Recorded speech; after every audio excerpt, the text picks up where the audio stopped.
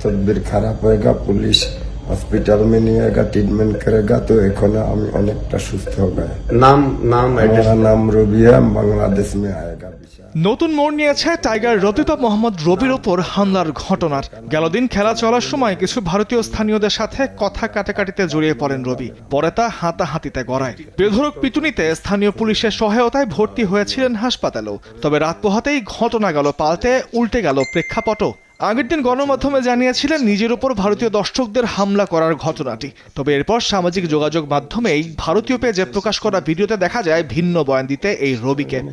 তারপরে সামনে আমার পাবলিক অনেকে ছবি তোলার জন্য পিছ থেকে আমার 2-3টা ঘুষি মারে। আমার এই আঘাত, এই যে কিডনির উপরে দিয়ে আঘাত লাগে। পরে ওখানে সেই সময় উপস্থিত ছিলেন হলো গিয়ে আপনার ডেইলি ক্রিকেটের মিলন ভাই, যে আমাকে পিছ থেকে ঘুষি মেরেছে। পুলিশের হেফাজতে গিয়ে সত্য কিংবা প্রাপ্য বিচার নয়, এখন যেন টাইগার রবির প্রাণ বাঁচানোই দায়। ভারতে বসে সত্যটা জানানোই যেন দায়ী হয়ে দাঁড়িয়েছে টাইগার ফ্যানের জন্য। টাইগার শোয়েবের মতো তিনিও এখন টাইগার রবি নামে বেশি পরিচিত। দীর্ঘদিন ধরেই শান্ত মুশফিকদের সমর্থন জানাতে কালো হলুদ জোড়াকাটা পোশাকে টাইগার বেশে গ্যালারিতে পৌঁছা যান দেশের পতাকা হাতে।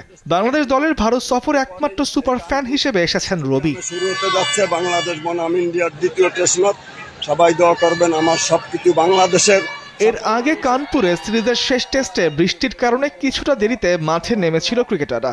সেখানে প্রথম দিনই ঘটেছে এই অনাকাঙ্ক্ষিত ঘটনা। গ্রিন পার্ক স্টেডিয়ামের গ্যালারিতে মারধর ও হেনস্থার শিকার হয়েছেন বাংলাদেশি সমর্থক টাইগার রবি। পাজরে আর কোমরে আঘাতের কথা জানিয়েছিলেন তিনি। এক পর্যায়ে রবি অজ্ঞান হয়ে পড়লে একাধিক পুলিশ সদস্য তাকে হাসপাতালে নিয়ে যান।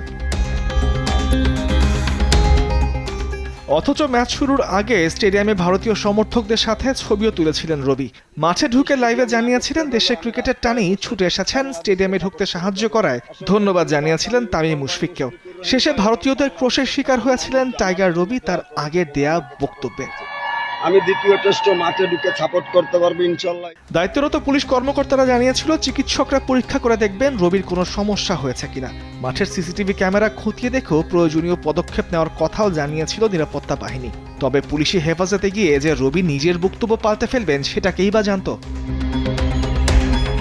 এর আগে চেন্নাই টেস্টের সময় অভিযোগ করেছিলেন বাংলাদেশের ক্রিকেট ভক্ত মোহাম্মদ রবি যে বাংলাদেশের পতাকা তাকে সেখানে ওড়াতে দেয়নি। 3 আগেই অবশ্য তার উপর হামলার চক্রান্ত করা হচ্ছে এমন দাবি করে ফেসবুকে দীর্ঘ এক স্ট্যাটাস দিয়েছিলেন তিনি। সেখানে উল্লেখ করে চেন্নাই টেস্টে স্টেডিয়ামের ভেতরে ঘটে যাওয়া ঘটনা বাইরের সাংবাদিকদের সামনে প্রকাশ করায় কিছু ভারতীয় তাকে চিহ্নিত করে ষড়যন্ত্র করেছেন। যদিও ঠিক কাদের দ্বারা আক্রান্ত হওয়ার শঙ্কা তিনি করেছিলেন বা কানপুরে কারা তাকে আহত করেছে তা এখনো প্রকাশ্যে আসেনি। এদিকে কানপুর টেস্ট শুরুর আগেই ভারতের হিন্দু মহাসভার নেতারা ধর্মঘট ডাকেন। তারা 6 অক্টোবর T20 ম্যাচ ঘিরে গোয়ালিকার বন্ধ ডেকেছেন। এছাড়াও কানপুরে সড়ক অবরোধ করার ঘোষণা দেন। এরপর কানপুর পুলিশ নিশ্চিত নিরাপত্তার ব্যবস্থা নেয়। তারপরও গ্যালারিতে মারধরের শিকার হয়েছেন টাইগার সমর্থক মোহাম্মদ রবি। তামিমুর রহমান, স্পোর্টস ডেস্ক, দেশ টিভি।